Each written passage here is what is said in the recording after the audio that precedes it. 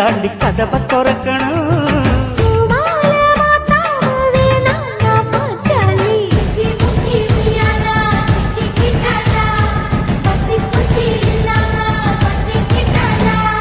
மச்சான் கிட்ட முந்தானைய தந்து வப்பாளா,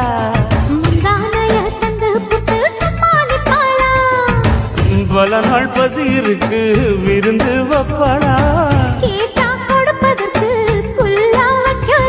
கல்லகாது விட மாட்டேன் மச்சான் வேறோராளா.